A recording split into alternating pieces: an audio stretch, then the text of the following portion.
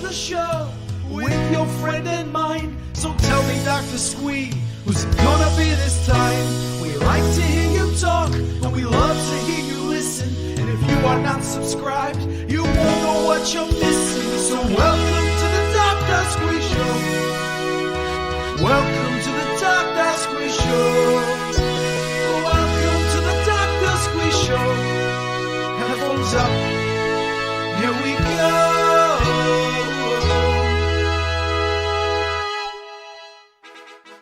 Welcome to the Dr. Squee Show. Tonight, Squee welcomes...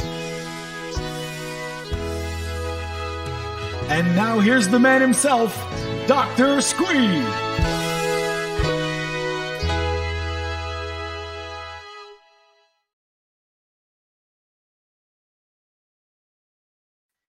And it helps if I remember to add myself back to the stream. Hello and welcome to the Dr. Squee Show. I'm Dr. Squee and this is my show, professional as ever it is. Now, today I'm doing something a little bit different. So, as people may know from my regular radio show, and sometimes I think I've mentioned it on these video broadcasts, as well as presenting the Dr. Squee Show and doing panels around the country and all sorts of things like this, I also star or feature, we'll go with feature, it's a bit more accurate, in a sitcom. It's a podcast sitcom, which kind of we're a bit more familiar with, I think, here in the UK, but around the world in the States, it's kind of a newer idea. So here to talk to me about that is a couple of my co-stars. Now, anyone who doesn't know about the sitcom which I'm in, it's called Forza Crowd. It's about an English narrator and some goons from America who sometimes pop up as well. Look, we're going to talk all about it. Please welcome one of the stars of Forza Crowd, Jeff Fightner. Hello, Jeff. Hello, hello, hello, hello. And one of the writers and directors, Zach. How are you doing, sir? Hello. Zach Raw. I have to say, that was one hell of an intro. That was amazing. I think I got the main thing about the sitcom. But look, Zach, since you're here and you're one of the writers and directors, do you maybe want to give us slightly more details? Some may say more accurate, a description of what Force Crowd's about. Oh boy, wow. Let me rack the brain on this one because it's been so many things now that we're a year into this. Forza Crowd was really kind of this inspiration through Ryan and then myself to take a sitcom and then Ryan R.L. Terry, who's our creator, of course. Show creator, yes. To take a sitcom and then turn it into a podcast because he for years has been wanting to do an actual sitcom, wanted to do a TV pilot and things like that. But, that requires oodles of money that, hard to access. So we had this kind of perfect opportunity to do something during the lockdown and give us purpose through it, which was, let's turn this sitcom into a podcast. So we really follow, 4 of our main friends, 5 if you want to count Miss Halverson, in these kind of crazy, wild antics of just almost unbelievable scenarios that our friends get themselves into, and yet somehow at the end of every episode they kind of grow a little bit closer and better friends and family as it goes along. But yeah, what I've really enjoyed about it is I think you've said something there which is kind of quite germane, is the fact that it started off as one thing. It's kind of evolved a bit because it was kind of pitched to us as a coming of age dating in their 30s kind of thing, but I think kind of the natural character development and the kind of just wacky fun nature of it has kind of really come to the fore as well, both in equal measure. Jeff, tell us a bit about your character, your Cameron. So I actually auditioned to be the narrator, and this is it was part of a. So I'm sort of hyper aware about, identity and whatnot because one of my children is trans. So it becomes something that you're aware of, right? And reading the script, and I desperately was seeking an opportunity to at least try to voice act or at least get through the audition pieces, right?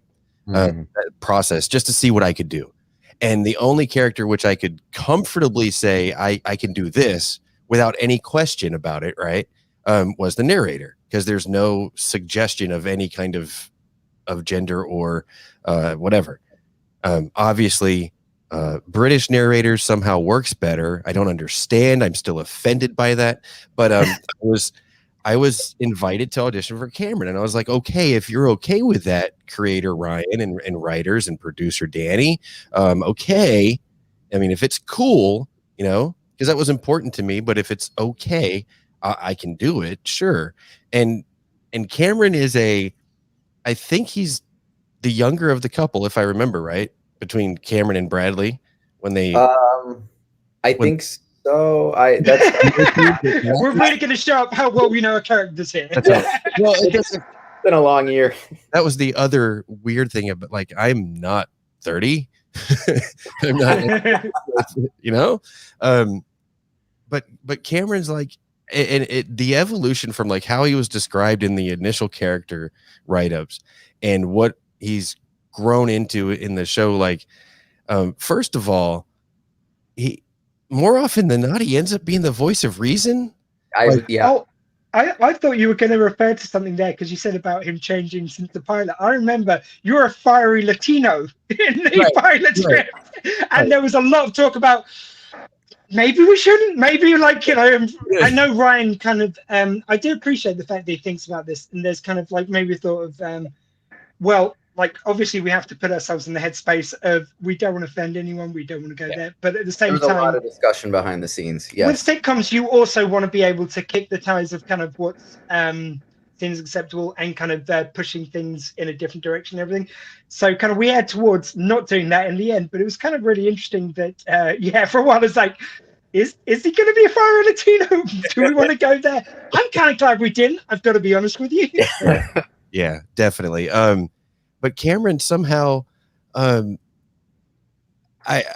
appreciate that opportunity. Like, Cameron ends up being the voice of reason more often than not. He talks Dylan through his gambling addiction and help in that.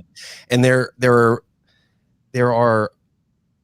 not long, but it's almost like these soliloquies or diatribes on doing the right thing or closing out the story, right? And I don't know why. It's not like I asked for it, but every time there's one of those scenes, you know, like telling, I can't remember except for the Dylan. There's later ones with Bradley or something about, you know, kind of closing the story, right? Like Cameron's the one that makes everything okay somehow.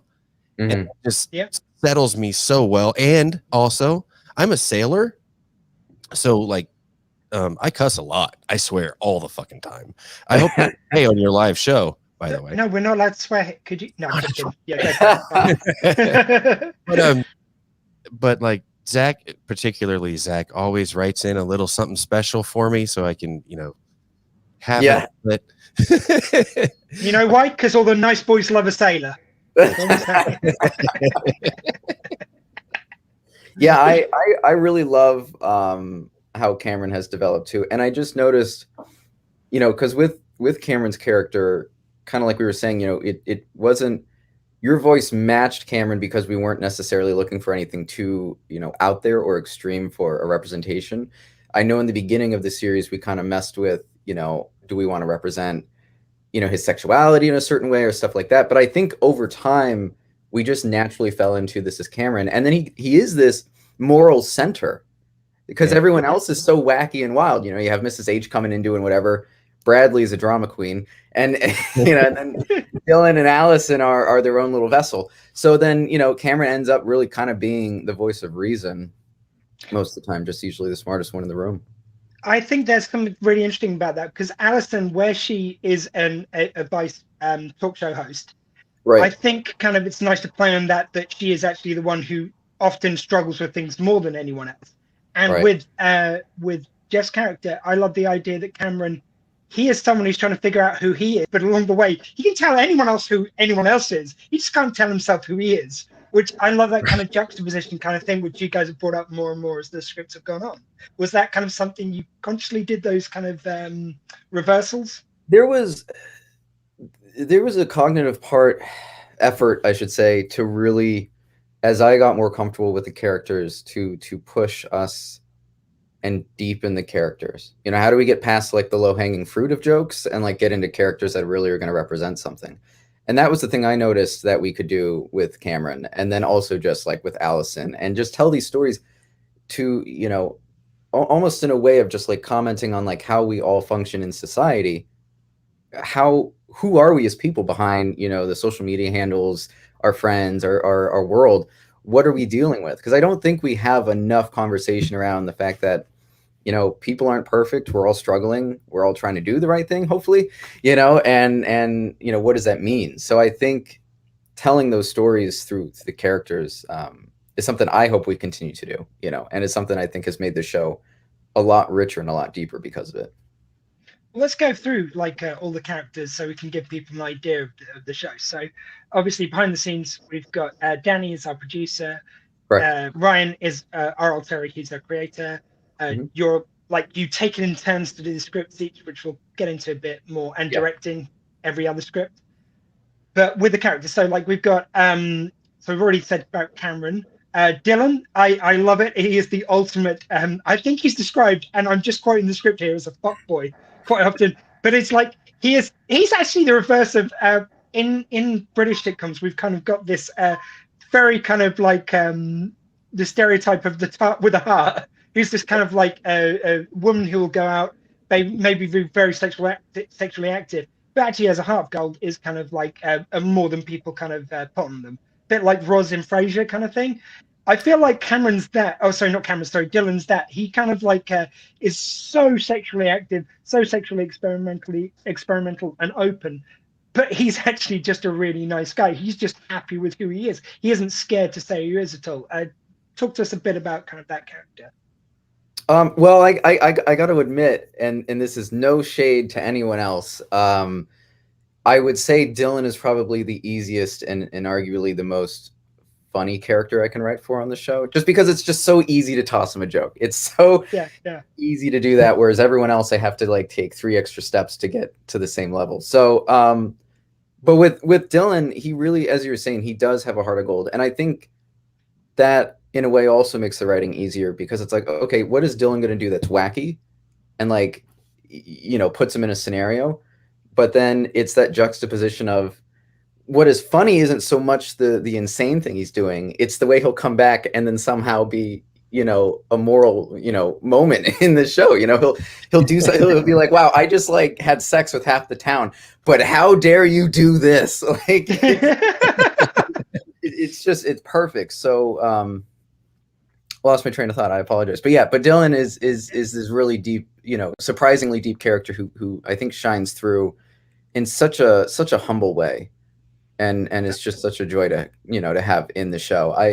It's funny, in the beginning when we were writing him, I think there was a lot of ideas to just make sure that he fit this one box of just, he's going to go out, he's going to have sex, and then the punchline is the sex. But then noticing early on, I was like, no, the jokes really can be the fact that, you know, there's a whole person to him. Yeah, I love the fact that you can do this thing of I love the fact that the fact that he's sexually active is like it's the punchline, the joke between them, but you never kind of put the guilt on the fact that he's like he's happy with the sexuality, he's happy with being sexual. That's never the ultimate punchline. No shame in even though his mates are taking the piss out of it. That's how it should be. But like, why on the wider level, it's not shamed that he's sexual. So Jeff, talk to us a bit about your kind of experiences with that character. With Dylan? Yeah. So there's like some deep personality studies in each of these characters, right? Like if Karen's the voice of reason for everybody but himself, and Allie can talk to, Allison, Jesus, can talk to people on the radio but can't handle her own shit, right? And that's very real. You know, I experience it all the time. That's kind of why, like, somehow Cameron and I are becoming the same person. But Dylan, there's a truth. There's like that character. He knows who he is and is unabashedly who he is and is able to. And that's why, like, once you establish that, yes, he's an absolute fuckboy. Yeah. Mm-hmm. But also, like, when he comes back around and goes, oh, by the way, we got all these gifts for Christmas. Right?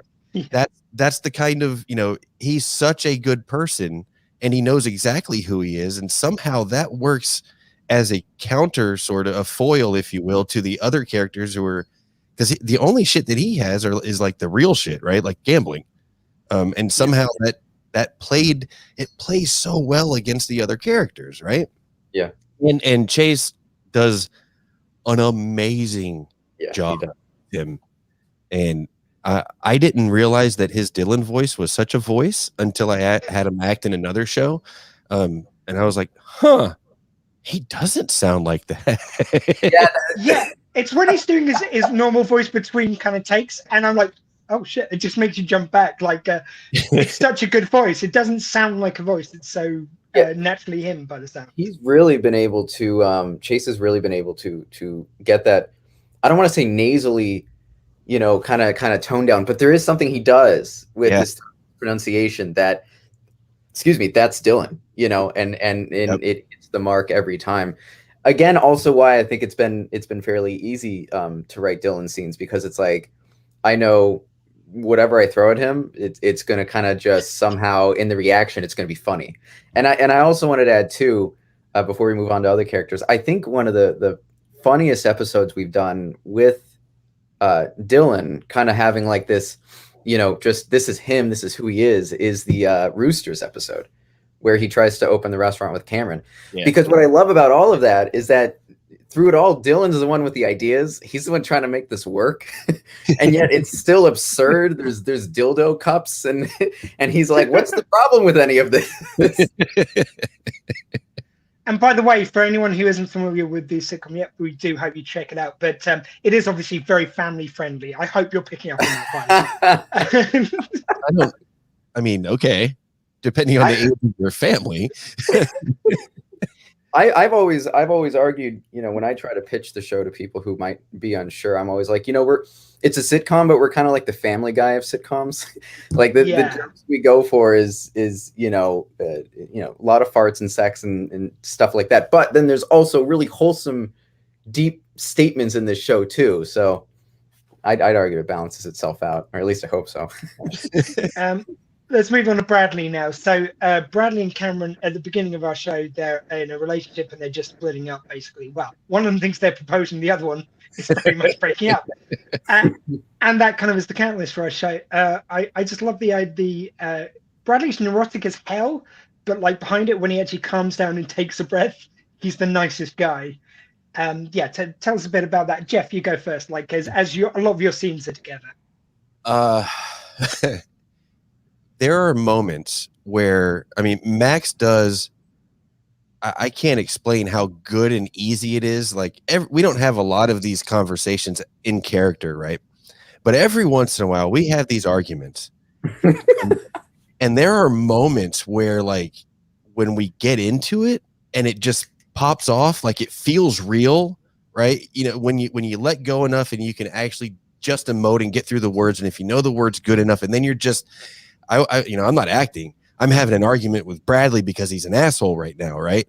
And Max is able to bounce, you know, and reflect. Just to bring out my inner Bradley well enough, but go on.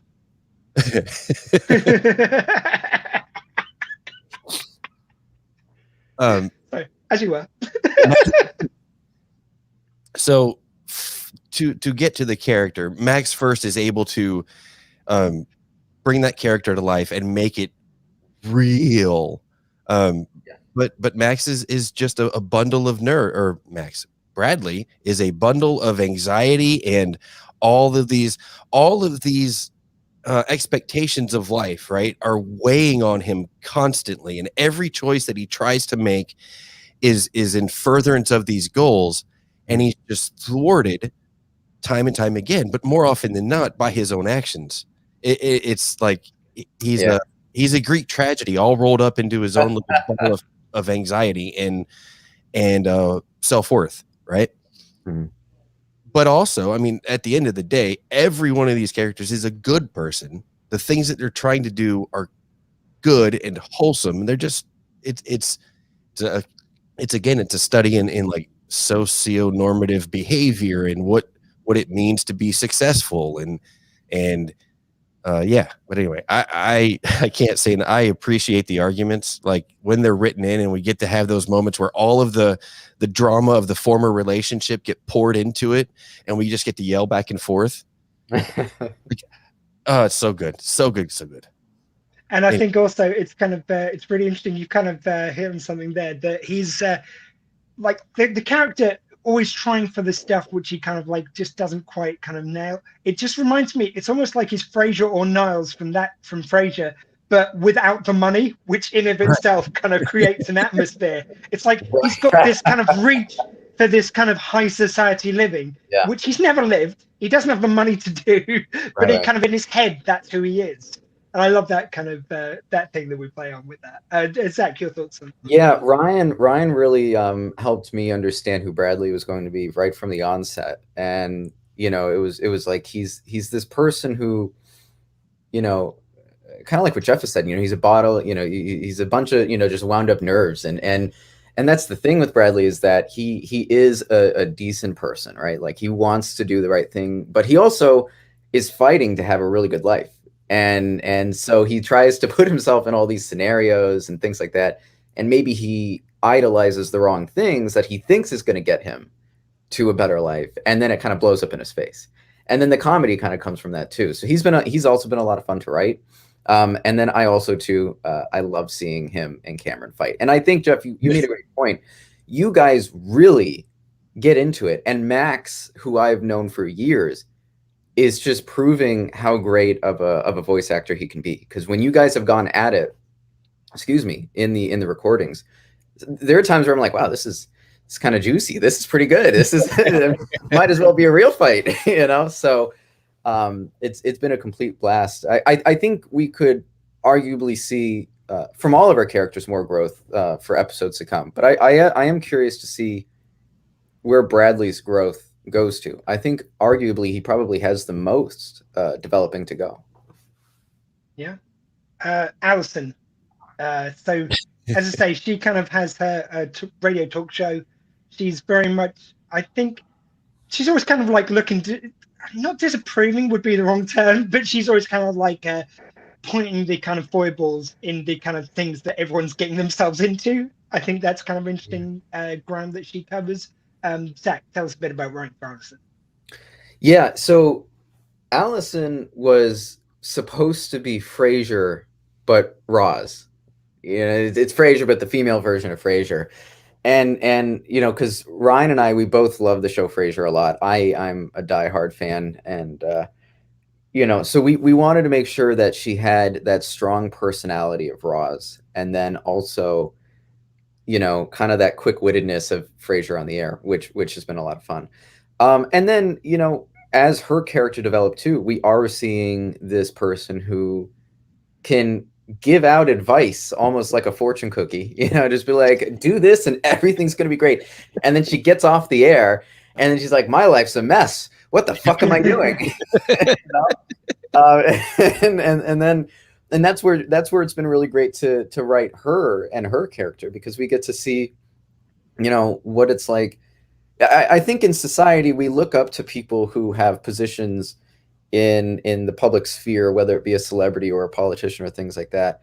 And for many ways, rightfully so, we expect them to be upstanding, morally good people, especially when it comes to politicians. Rarely happens. But, with Alison, it's really interesting to see her be like, I really do mean well, but I also struggle with things. And I think there's a richness in hearing her story play out behind the scenes and seeing that kind of like lay into like what she's trying to do on the show. It really does show that deep down she is a kind and decent person who just can't get her life together. But she's trying. she's trying. In our most recent episode, she just did psychedelics for the first time. So I hope that helps. We'll that was see. A nice episode. I'm looking forward to hearing how that one came out, I've got to say. Jeff, your thoughts on Alison?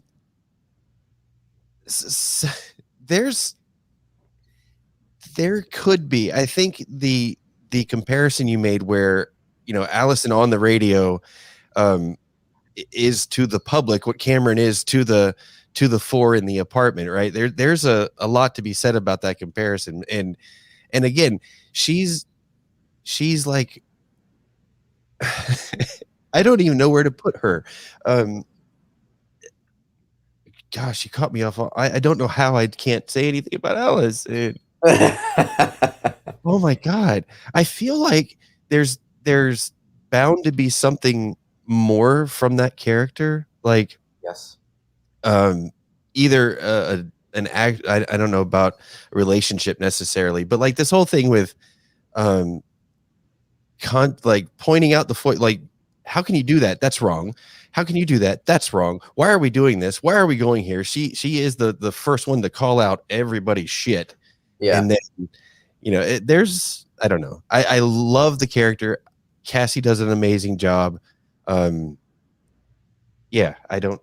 To piggyback off of that, I think it would be interesting to begin in future episodes really to push Allison maybe into kind of a new space of just adventures and things like that, because I think a lot of the times she's also been a character who kind of cleans up after the boys' messes. She's like, all right, well, I'll fucking do it, and and then everyone else has to kind of listen to her. And I think it'd be great if she also was more of a leader in future episodes. So as you were saying, I think there's also great development for Allison along the way. Finally, Mrs. Halverson. This is I love the fact that in a lot of these sitcoms, you've got the generation which is the mainstay of the show, and then you've got the older character, whatever generation that is. Buffy was her mum, and Giles in in Frasier, it's his dad Martin, and like going back to Happy Days, you've got Mr. and Mrs. C, and I love that character. But you made that character just the most batshit of the lot, the most extreme, the most wacky. Oh, you think you're a bit madcap? Look at what the fuck I'm messing about with cheese heads of Steve Buscemi. Cheese Buscemi is a featured, it's a runner in our show. A cheese head made out of Steve Buscemi.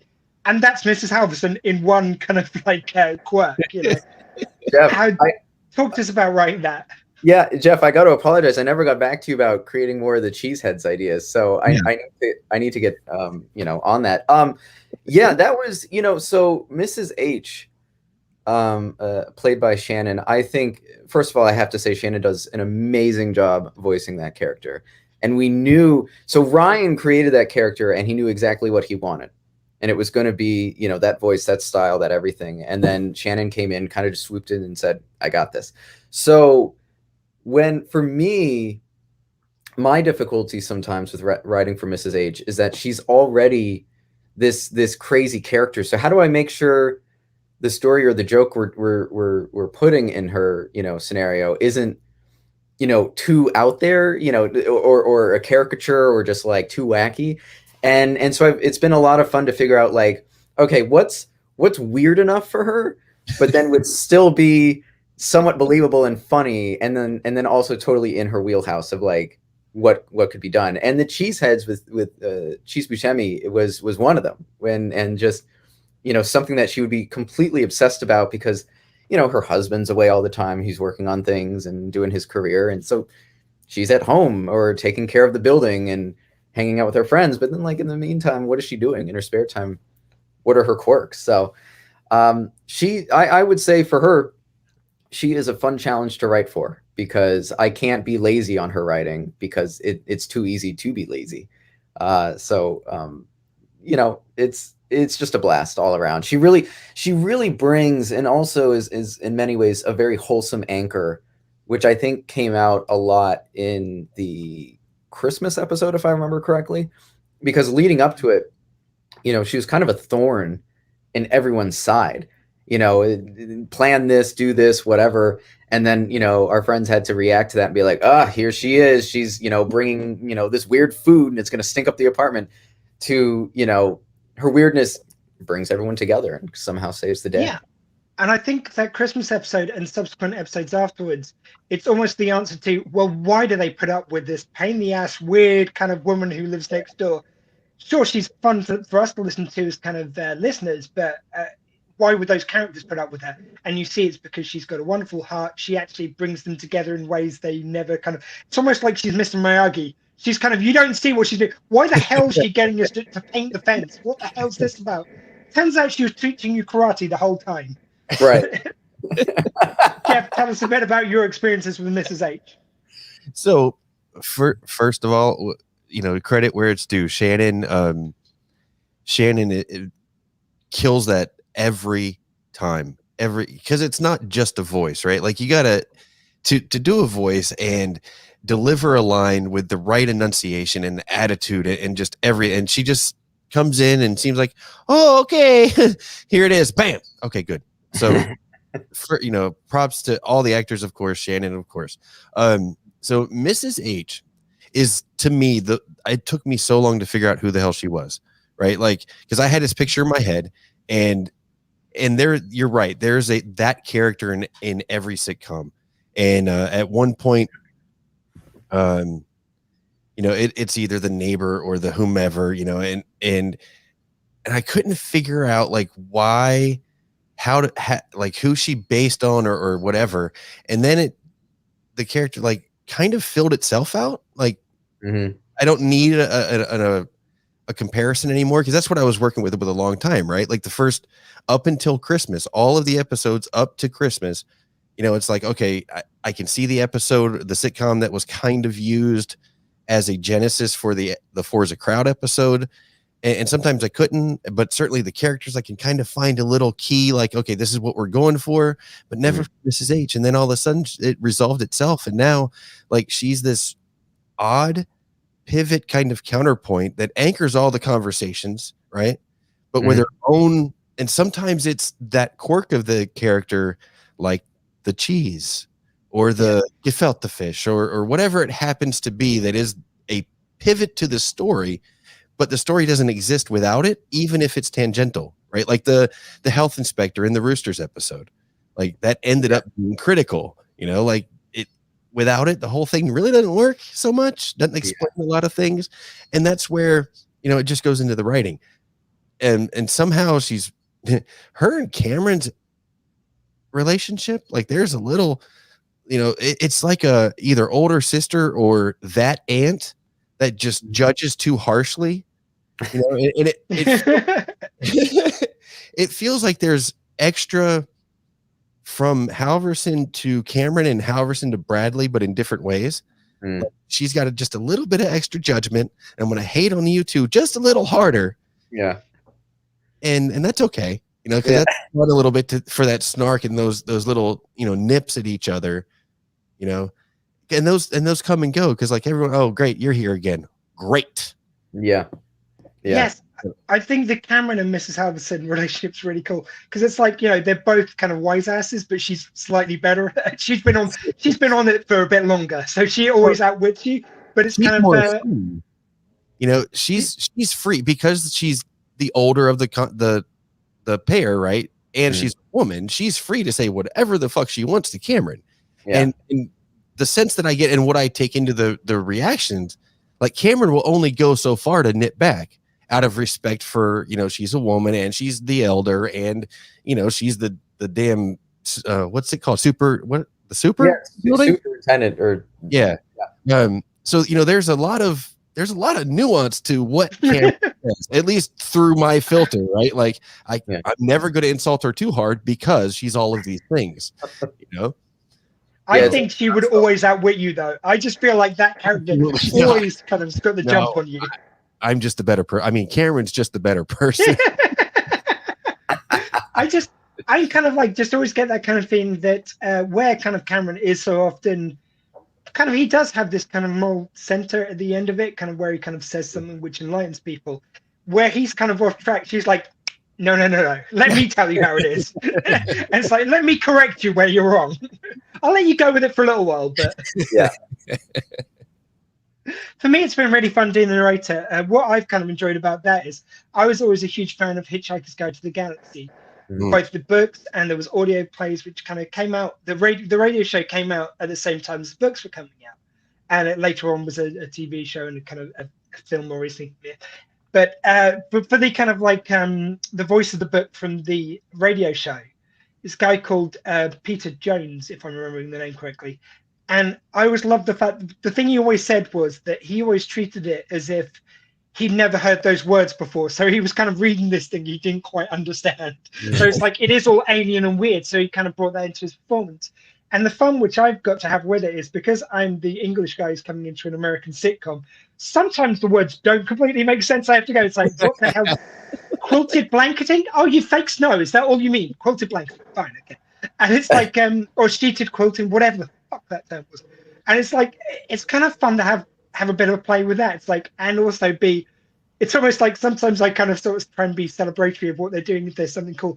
But I also like to sound a bit snarky as the narrator. It's like, oh, they're going on a low budget airline. Isn't that nice? You know, so it's kind of where I feel like I'm a blank slate. I've kind of got to play with that a little bit. So thank you very much for the kind of wonderful, weird lines, which I don't get sometimes. Also, I'll be honest with you, as a straight guy, sometimes like Zaddy, what the hell is that? I'd like to. Oh, it's an older guy. It's a sugar daddy. Is that what you're trying to say? Right, fine, okay, got it now.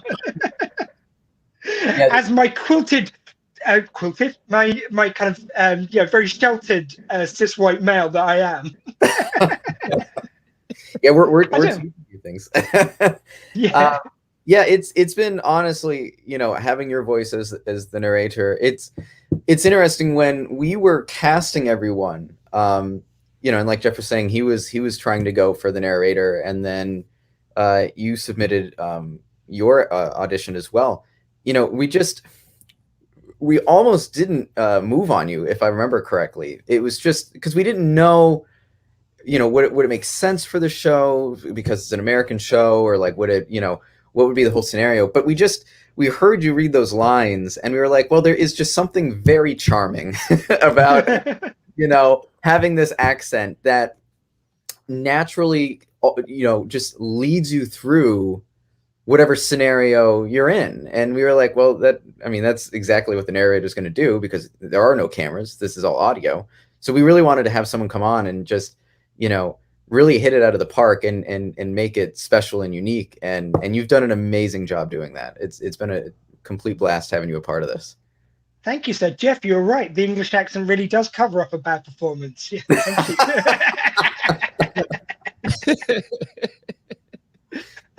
So I just want to quickly get to, before we kind of wrap this up, is it's also been so much fun. To begin with, we were getting a lot of other people in to come and read other parts. Since then, we've moved more and more towards us just doing silly voices, which I've had so much fun with. Chef Emile, please, if you're going to check out anything of my performances, please check out Chef Emile. I had so much fun just doing the most absurd French accent. Jeff, tell us about kind of, because you've voiced in quite a few of the other characters, kind of how much fun is it just to play? So I've always lied to myself that I do really good voices, and in the 90s in high school, like that was a thing for me, right? Because I think the foundation for that is like Eddie Murphy Raw, right? Because a lot of his stand-up, Delirious and Raw, was in mocking, impersonating celebrities, right? Other celebrities. Like he did a hell of a Bill Cosby, did a hell of a Richard Pryor, Mr. T, right?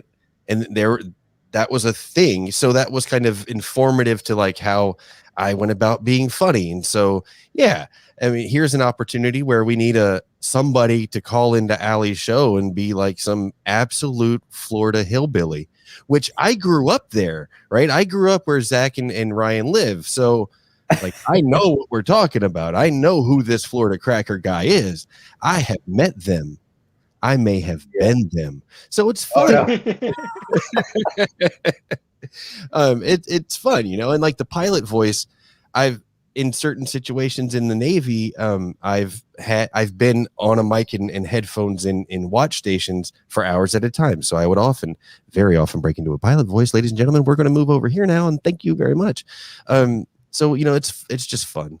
It's fun to just branch out. And unfortunately, like the older I've got, the fewer that are available, either by terms of culture where it's not quite appropriate to do things anymore. So you self-limit and also like voice and sinus issues and whatnot. So I'm losing them. There aren't so many I can do anymore, and I can't do them on command without like getting Like I have to listen to a couple hours of Dennis Leary to get a decent Boston.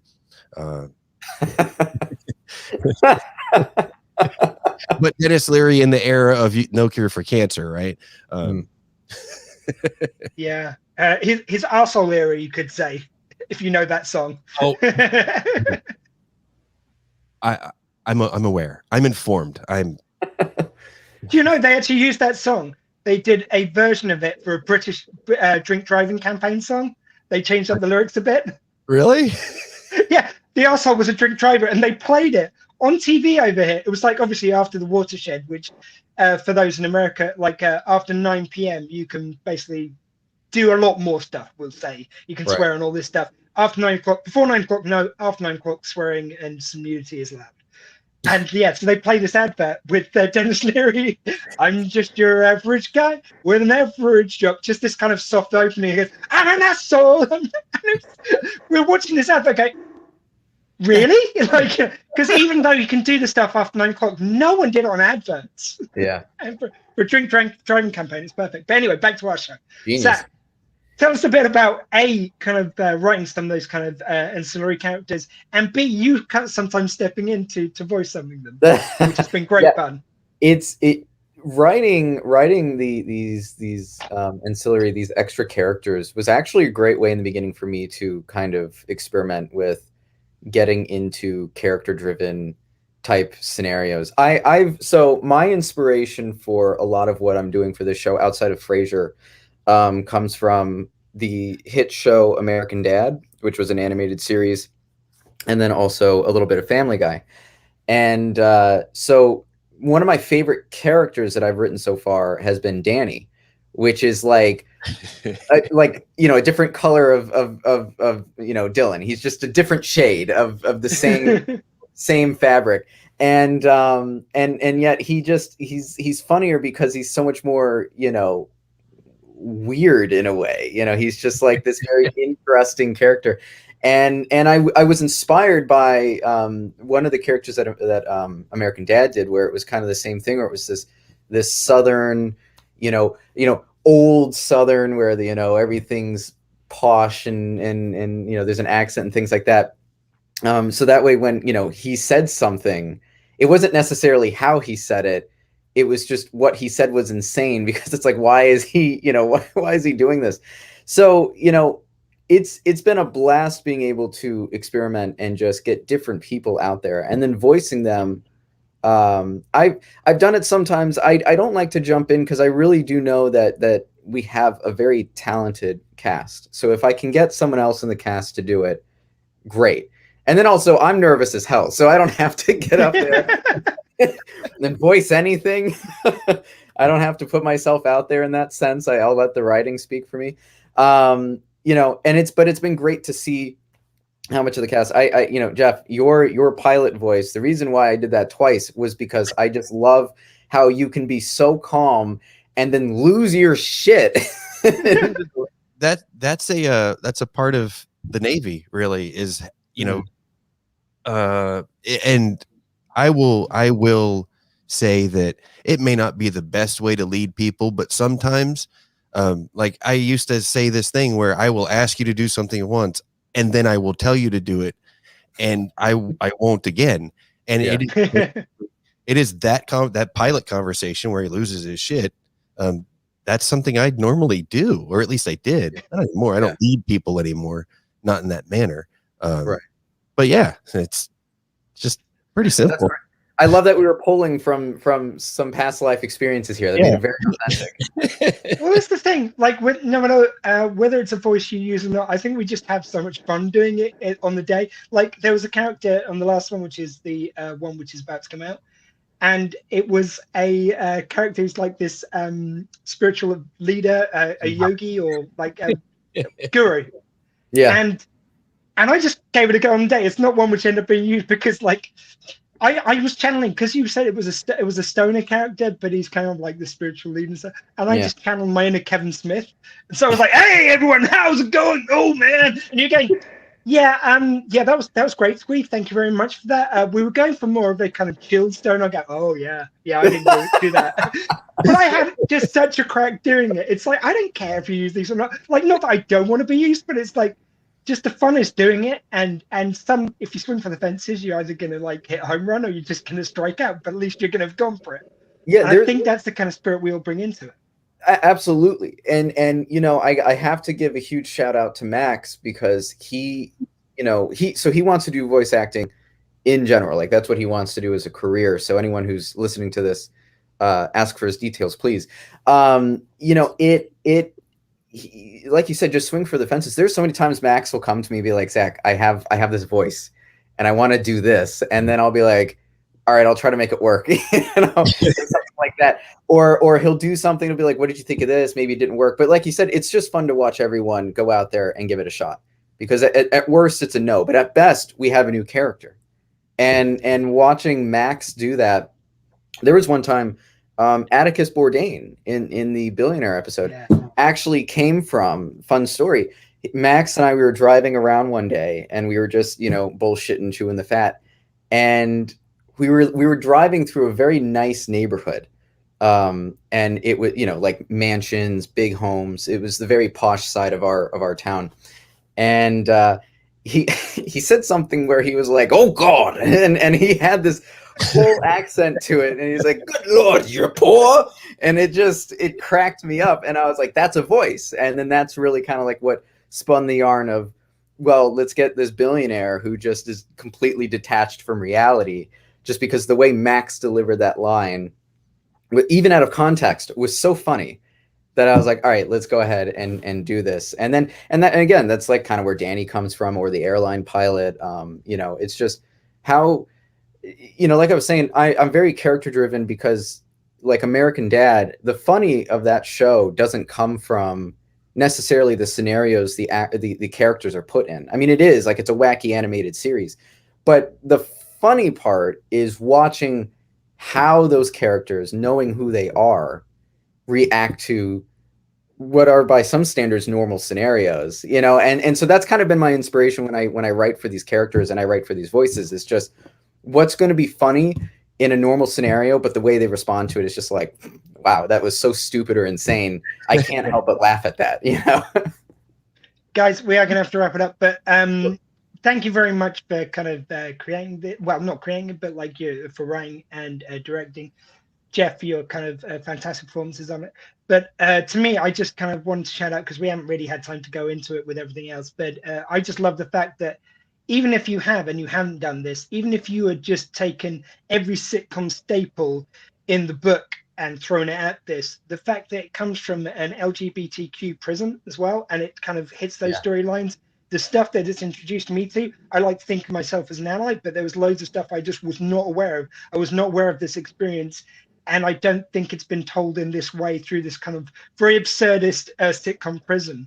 To have that kind of story told in that way, just thank you very much. I think it's kind of really great when someone brings something new to the format. I won't take up too much time, but I just want to say, I know Ryan and I, and I mean the whole cast as well. I won't just say for both of us.